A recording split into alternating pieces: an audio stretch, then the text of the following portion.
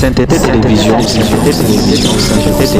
votre chaîne de proximité, votre chaîne de proximité.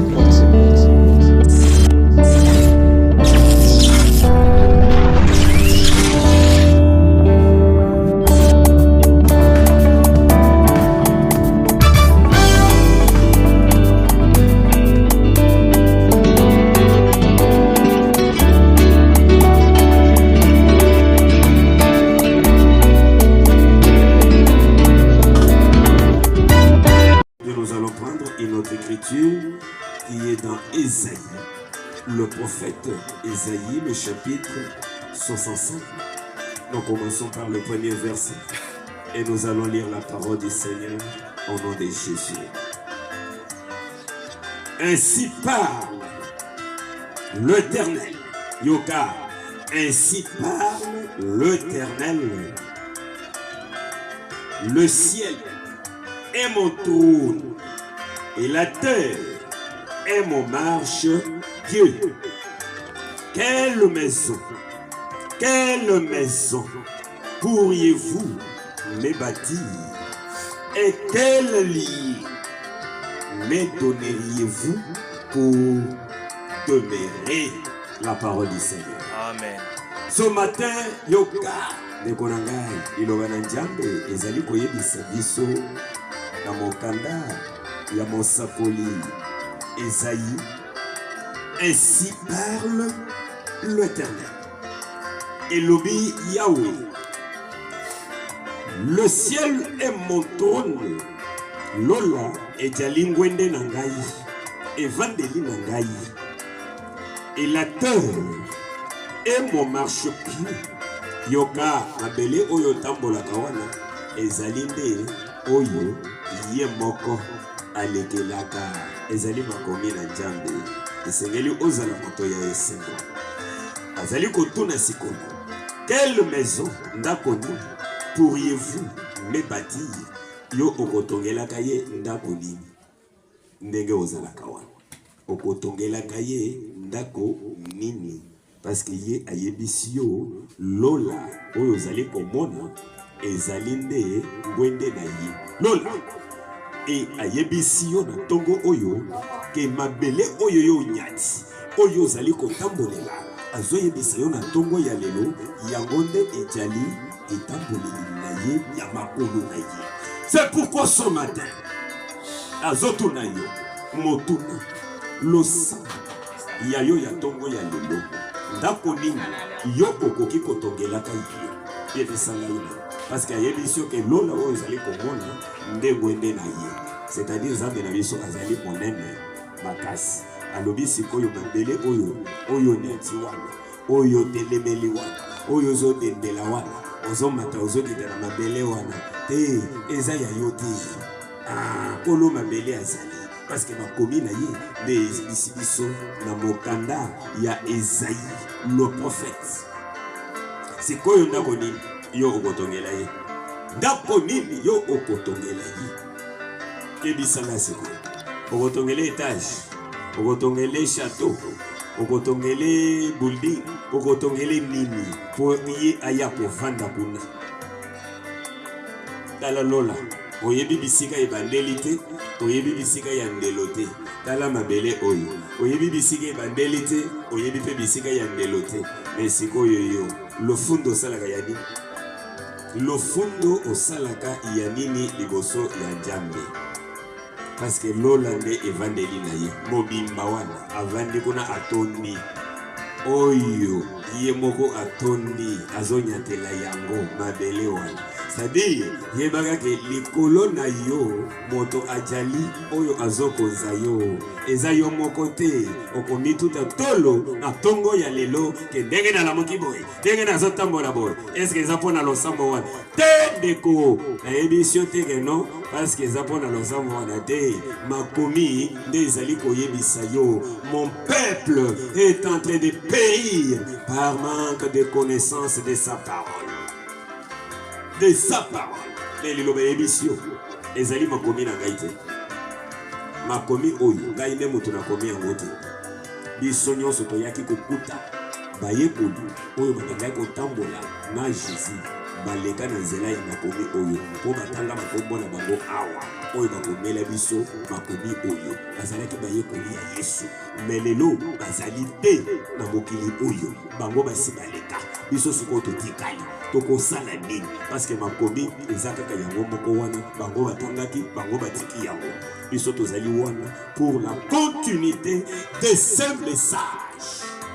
Et c'est quel message que nous allons parler et parcourir de la Genèse jusqu'à l'Apocalypse. On doit rester que dans la scène. Et te lingwende na ye. Ezalaka ya yo te toko kende na lola. Okende na lola wapi? Ndenge bayemba kama. Lola nini okokende wapi? Ye moko lobi kuna ngwende na ye nde etondi. Siko yebisanga lola yo okokende.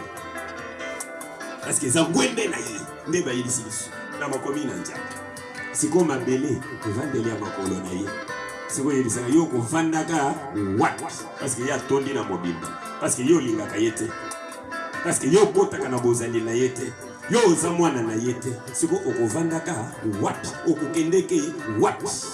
Ce matin tu dois te poser la question que on vient de parler dans sa Bible comme il nous le répète et il nous le dit que voilà maintenant ndako nini yo koki kotongela ngai yo za ndako nini okopesa nzambe parce que ya vanda na biloko batongi na maboko ya bana ya bato te parce que maboko ya bana ya bato ezaka ya blindo ezaka ya bosoto ye avandaka na eloko ye moko azali malamu atongi yango me ezali ndako nini azoyebisa na motema na yo wana parce que esengeli alobela yo na ntongo ya lelo na se ya motema na yo wana ke wi ya solo ye atondi kuna awo mpe atondi na matambe na ye me sikoyo ngai mwana na ye nakokendeke wapi esengeli ozala kati na ye me na bozali na ye wana ezali nde motema na yo te etika motema na yo ezalaka mpo na ye mpo ye azwaka esika ya kovandaka na yo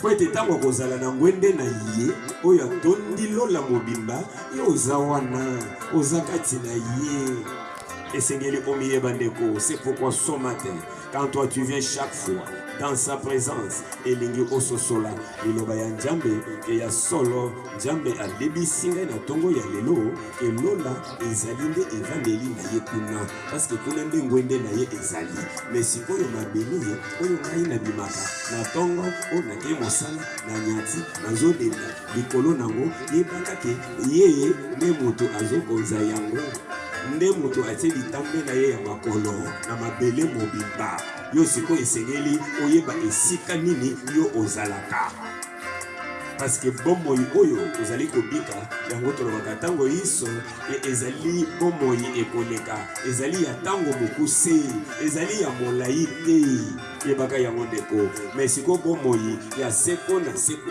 oyo kovandaka na Nzambe na yo yango wana nde esengeli yo obongisa yo olukaka ntango ozali na bomoi oyo ya ntango ya mokuse oyo bapesi yo mitunaka oboti mwana azali bebe na mokolo moko mwana wana ayebi ata mabe ayebi ata malamu te oyo tata sali oyo mama sali mbala moko mwana wana aleki mpona nini me yo mutu ya mabe oyebi bolamu na mabe me ozali wana me ye aleki mpona nini parce que ye azali angelo ya Nzambe me ye aleki na lombango mpona nini esengeli omituna motuna epo omona ke ya solo ye nde azali likolo ya maso ke ya solo ye nde akoki koloba eno bomoi oyo ozali kobika lelo akati bomoi oyo ozali kobika lelo okokobaka na ezali kaka ye parce que ye nde azali na liloba ya suka ya koloba na bomoi na yo. C'est pourquoi ce matin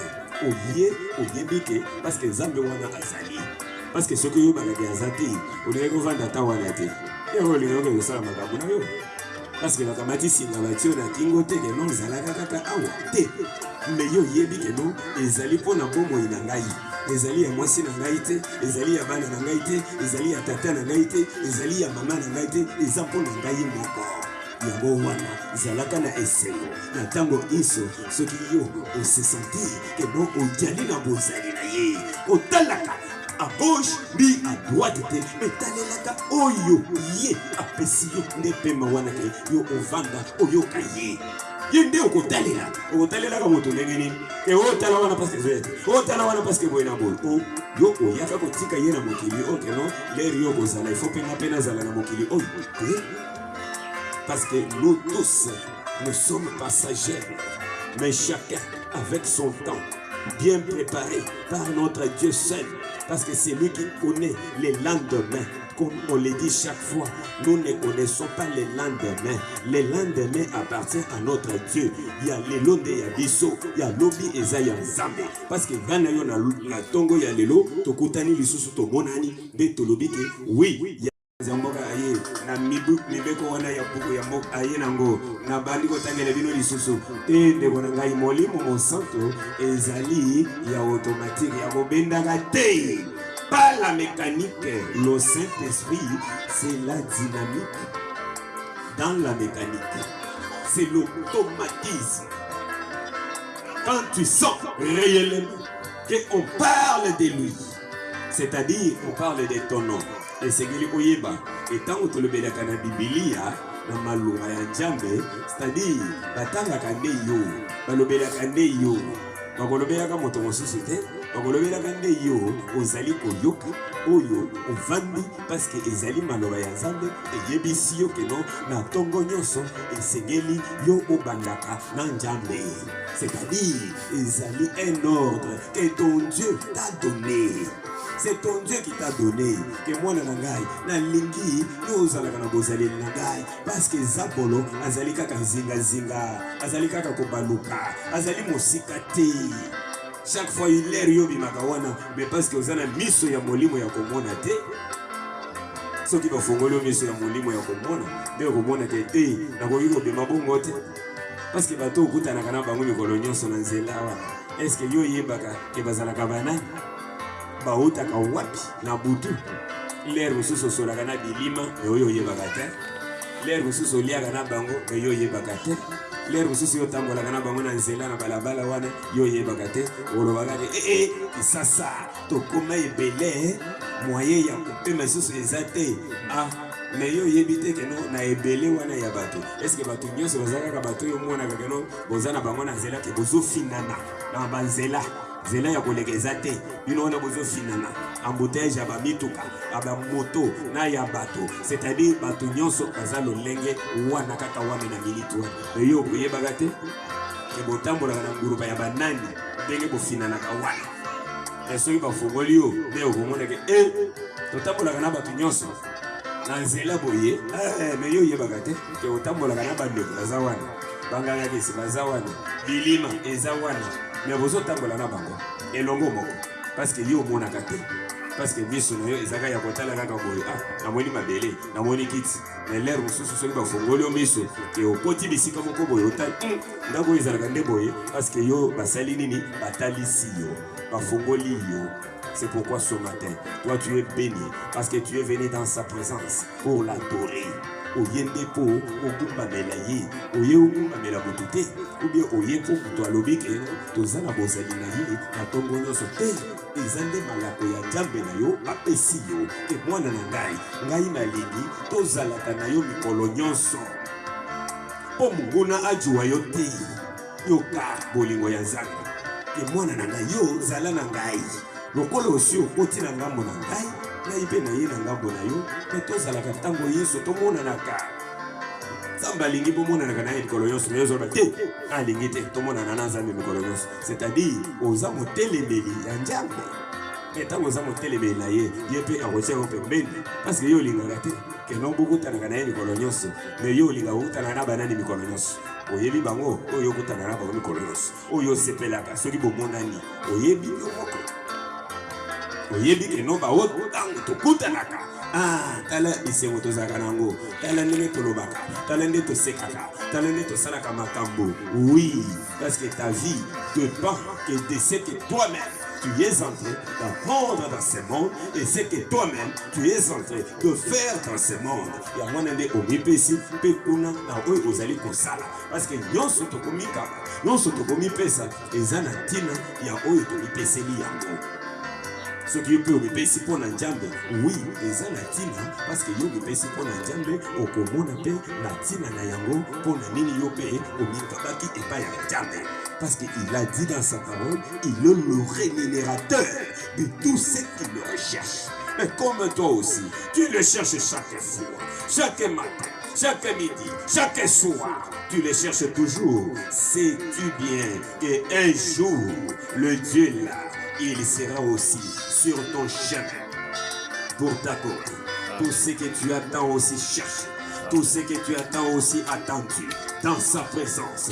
Parce qu'il est toujours là, à tes côtés. Ce n'est que toi qui es du stress dans sa présence. C'est pourquoi tu dois être toujours dans la joie. Quand tu es avec ton Dieu. Quand tu marches avec ton Dieu. Le col est yo. Dans le côté de mon lit monté. Attends qu'on y aime. Parce que moi, il y a parce que mon limo est ezalaka bisika wana il y a tango bazali ko yemba la tango konzi mboko soki ayoke batangi kombo na ye bisika zalaki wana okomona alingani batangi lisusu alingani bakusani pembeni na ye babandi ko yemba babandi ko bilela ye okomona mokonzi mboka ata eloko ezalaki na libenga na ye te akoyebisa ta garde na ye kuna na nsima esala boye moi eloko ebima awa mpo na nini parce que basanjoli yango wana nde nkembo ekitaka na louange. C'est pourquoi quand on loue, on glorifie, on élève notre Dieu, c'est là où il descend dans sa puissance, où le diable ne peut pas oser de venir là. Parce qu'à ce moment-là, lui, il est là. Et toi, ce matin, et comme toi, tu l'as appelé, il est là maintenant avec toi. Pour prendre maintenant les contrôles. Pour prendre maintenant la prééminence. Sur chaque âme, sur chaque esprit maintenant. Parce que maintenant, tout est sous contrôle maintenant. De sa puissance. C'est pourquoi, bien-aimé, ne sois pas distrait chaque fois. Parce que quand tu l'appelles, lui, il vient. Ce qui est au Bélélier et aïe. Et ça, là, le rôle de papa et maman. Ce qui est au Monika, papa, Zawana, maman, papa, au Monika, papa, la maman, aïe. Et c'est que aux alana kondima wana. Zamba zali, kaka ndenge yo belelaka yo wana, na kondima na yo, ne okomona ekosalema. Mais surtout, okamati kondima. Otienga mosusu, okamati motema, otienga mosusu, et otikali kaka na nzoto, olobi ke est-ce que ya solo ayeto ayete wana ezali nde yo moko. Mais yo soki otuki sami na motema et puis ondimi ya solo et gana beleliye po aya kosunga ngai na tongo oyo. Yebaka ke akosunga yo. Mais soki okamati kondima obwaki yango, yebaka ke eloko ata moko ekosalema te. Yango omono lenga bona nzela. Mais yo oti na présence ya Nzambe. Mais o makambo nini tozomona yo otaki na présence ya Nzambe te parce que yo beleli Nzambe wana ondimi na yo yango te.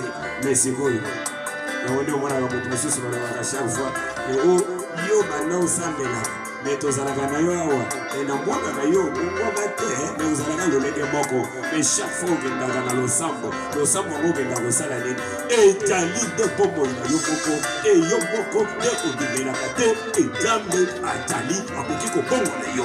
C'est pourquoi ce matin yo oza na nguya wana okokende sikoyo kokota na ta ya monguna. Parce que soki moto akeli na molimo mosantu abangaka lisusu tango nayebisaka yo na ntango Yesu. Soki ozotambola na ye zalaka na lolendo e ngai lokola naza na ye nyonso ye nde moto azokonza yango. C'est-à-dire nde moto ayebi kobima na ngai ayebi kozonga na ngai parce que naza na ye nazotambola naza bolo te esengeli omiyeba yo otambolaka na nani yo obimaka na nani esengeli omiyeba d'abord yo omiyeba otambolaka na ntango olingaka na ntongo boye okokei wana weze okokei wana na te mosala otambolaka siko na nani otambolaka na nani na kati na yo wana esengeli omituno miyeba. Yango basusu bazali boye otieka mosali boye omomi motu mais ye azali deja mokufi yo omemi no ngambo ya pamba atambolaka na ye ya kokufa bandaka la. Mais yo lokolo opusani kaka boye molimo wana ezalaki wana yo omemi ngambo mpona nini oye na molimo na yo mosantu esika oyo deja liwa ezalaki oye kokota kaka na ngambo ya pamba. Et quand il y a l'Esprit de Dieu et que le même Esprit croise notre esprit, c'est le feu. C'est le feu dévorant. Mais si ce n'est pas l'autre esprit qui doit se croiser avec un autre esprit, bien aimé, ça sera l'itabour. Parce que là, la gloire n'y est plus. Là, la gloire n'y est plus. C'est l'itabour. C'est pourquoi ce matin, vous allez si bon courage. La kokota na kaya mungona na yo. La koyibi seye, na ina yo kokota. Na kana yo. Zanga kosenga yata autorisation. Parce que lui, quand nous les chassons, on lui donne même pas le préavis. Ah, tant que tu benga na gaza bolo, tu pesa kaya ta préavis. Et yo bima, ko ina bote. Malamoko. Yo, kamate bisakana yo. Nous voici ce matin, nous sommes venus auprès de toi, ô Dieu, pour t'adorer. Nous sommes venus, Seigneur, pour t'élever. Nous sommes venus, Seigneur, pour te glorifier. Nous sommes venus, Seigneur, pour te louer encore ce matin. Parce que toi, tu mérites ton mieux. Comme toi, tu mérites ton mieux, Seigneur. C'est pourquoi ton peuple est là encore ce matin. C'est pourquoi ton peuple est là encore pour t'adorer, Seigneur Jésus. Merci, Papa, parce que tu nous as donné encore un bon matin, Seigneur. Quand nous attendons les oiseaux du ciel en train de te célébrer, c'est pourquoi nous savons réellement qu'il y a un Dieu, qu'il y a un Dieu qui est là au ciel, qu'il y a un Dieu qui existe, qu'il y a un Dieu qui est réel, qu'il y a un Dieu qui est aux commandes de toutes choses. Comme le poète pouvait nous chanter réellement, que quand j'observe, je vois là les étoiles toujours sur sa place, je vois la lune sur sa place, je vois le soleil sur sa place. Il se lève le matin et il se couche le soir, et je vois tout est dans l'harmonie. Et quand il se pose des questions, il fait toutes ces choses, et il pouvait comprendre et dire réellement que oui, il y a un Dieu quelque part qui est aux commandes de toutes ces choses-là. Il y a un Dieu qui est derrière même l'avion qui est en train de survoler. Il y a un Dieu qui fait que l'intelligence puisse être en action. C'est pourquoi ce matin, quand tu vois le soleil qui s'élève, il faut te dire qu'il y a un Dieu qui est derrière ça, qui commande au soleil de se lever et de se coucher. C'est pourquoi ce matin, comme toi tu es venu dans sa présence, ayez foi de croire qu'il est le rémunérateur de tous ceux qui le recherchent. C'est pourquoi ce matin, toi tu es un peuple béni, tu es un peuple béni, un peuple mis à part, un peuple que l'éternel Dieu avait choisi. C'est pourquoi tu dois être fier quand tu es dans sa présence pour l'adorer, pour louer, pour Papa nazali kolevela tonga lelo. Yawe nazali kokumisa yo na tonga lelo Nzambe. Père, toye kotombola yo na tonga lelo Seigneur. Toye kotombola bon Nzambe na yo. Toye kotambola yo kolopoto yo Nzambe. Père, kotombola yo. Papa topesi yo merci na tonga lelo. Totomoli poto yo Nzambe. Totatoli poto yo Nzambe. Tu nous as encore donné ces bons jours. Oui, bien-aimé, sois toujours dans sa présence. Tu l'as remercié ce matin. Va maintenant auprès de lui. Dis-lui, Papa, mais voici, je suis là maintenant. Parce que je dois demander le pardon de mon âme. Je dois demander le pardon de ma vie. Je dois demander le pardon sur ma femme, sur mes enfants, le pardon sur ma famille. Père, c'est pourquoi ce matin, demande pardon à ton Dieu. Dis que mon Dieu, pardonne-moi. Parce que tu ne peux pas dire que je n'ai pas même mal en penser, que je n'ai pas même mal dit quelque chose. Parce qu'il nous a donné cette bouche. Lui, il est au contrôle de tout ce qui sort de nos bouches. Il nous a donné ses oreilles. Lui, il est au contrôle pour entendre tout ce que nous écoutons. Lui, il est au contrôle de ses yeux qu'il nous a donné pour voir tout ce que nous sommes en train de regarder. C'est pourquoi ce matin, va demander à ton Dieu de te pardonner, de te laver dans le sang de l'agneau. Que le sang de Christ puisse te purifier ce matin. Que le sang de Dieu lui-même puisse te laver ce matin. Parce que ce sang-là, c'est le sang riche, le sang pur, le sang qui n'a pas connu de péché. C'est le sang du Christ. C'est pourquoi entre encore dans sa présence pour aller s'humilier, pour aller demander à ton Dieu pardon. Bien-aimé, c'est Gazamero Mawa. Yebisaye, Jabenanga.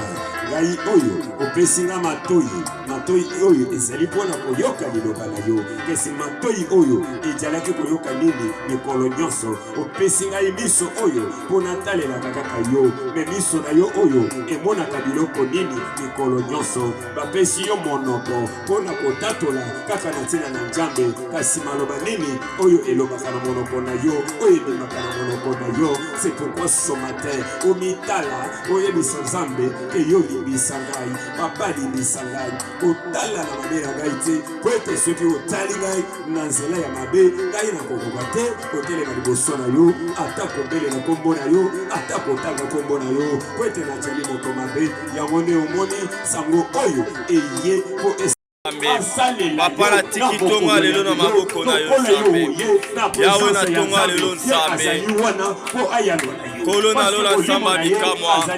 Papa tonga lelo na tiki tonga lelo na maboko na yo Nzambe. Yawe tonga lelo tokobima Nzambe. Papa loboko na yo Nzambe. Etmona biso tango na sokolo. Loboko na yo Nzambe. Etongo la biso kolo. Loboko na yo Nzambe. Emona biso la tonga lelo Nzambe. Otambola na biso tango nyonso. Otambola na biso tango nyonso kolo. Otambola na biso tango nyonso Nzambe. Otambola na biso tango nyonso. Na tonga lelo Nzambe. Foto yone Nzambe. Na tonga lelo Nzambe. Na tonga lelo Nzambe. Yondo zali Nzambe. Na tonga lelo Nzambe. Papa totiki yango na maboko na yo Nzambe. Papa yondo Nzambe. Papa topusani liboso na yo na tonga lelo. Na pusani liboso na yo Nzambe. Papa yonde bakomona biso na tonga lelo. Yawe tokotambola tokobima. Yawe tozali na baproche ebele. Yawe na tonga lelo. Tolingi tomona présence na yo. Na makambo tokosala na tonga lelo. Tolingi tomona lobiko na yo. Loboko na yo Nzambe. Toleleli présence na yo Nzambe. Na tonga lelo Nzambe. Na tonga lelo Nzambe. Na tonga lelo Nzambe. Oh Père de gloire, sois béni, sois manifesté. Na tonga lelo kolo. Yawe na tonga lelo Nzambe. Na tonga lelo Nzambe. Na tonga lelo Nzambe. Na tonga lelo Nzambe. Na tonga lelo Nzambe. Na tonga lelo Nzambe. Yonde Nzambe kolo. Yawe na tonga lelo Nzambe. Papa yonde Nzambe. Papa na tonga lelo. Oh kolo na lelo Nzambe. Papa yondo bongi na nyosa. Papa loboko na yo. Loboko na yo. Oye bikisaka. Loboko na yo. Oye kangolaka. Loboko na yo Nzambe. Papa tobele li présence na yo. Tobele li présence na yo kolo. Oh nabelela Nzambe nanga. Nabelela Nzambe na mawa. Ya nolanga. Oh Jésus. Et tu nous as encore assisté. Sois béni, sois glorifié. Oui, les enfants, venez ici. Je vais prier pour vous.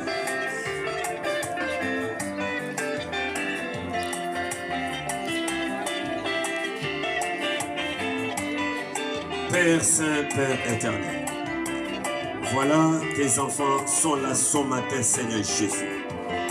Où nous voulons réellement, Seigneur, que toi seul Christ qui attire tes enfants à toi. Ils sont venus ce matin. Ils vont aller à l'école, Seigneur Jésus. J'interdis maintenant tout lien satanique, diabolique, maléfique, démoniaque sur ces enfants, Seigneur. Où nous voulons réellement que toi, Christ, qui a pris cet foyer pour les ramener dans ta présence, en vertu de l'autorité de ta parole que tu nous as donnée, Seigneur, en tant que ton serviteur, mandaté et commissionné dans cette mission, dans cette vie où le mal est partout, Seigneur, où on ne voulait pas entendre de toi, mais ta voix a déjà jailli, Seigneur. Et ils ont écouté ta voix ce matin. Parce que c'est toi qui les parles maintenant, Seigneur. C'est pourquoi j'interdis, Seigneur, tous les liens, Seigneur Jésus, même familial. Alléluia. Merci, parce que ta présence doit maintenant dominer dans la vie de cet foyer. Doivent maintenant dominer dans la vie de ces enfants, Seigneur. Parce qu'ils sont à toi. C'est toi qui les as attirés, Seigneur, pour qu'ils soient tes enfants. Parce que c'est toi qui les avais choisis avant la fondation de ce monde. C'est pourquoi, Seigneur, moi je remets cette foyer à toi, Seigneur. Puisses-tu le prendre, Seigneur Jésus, sous ton contrôle. Qu'il ne soit pas encore contrôlé dans ce monde où il y a les esprits qui circulent, Seigneur Jésus. Mais que ton Esprit Saint puisse maintenant prééminer dans leur âme. Seigneur Jésus, j'implore aussi cette grâce pour leurs parents, Seigneur, qui sont ce matin avec eux. Que tu puisses aussi être le contrôle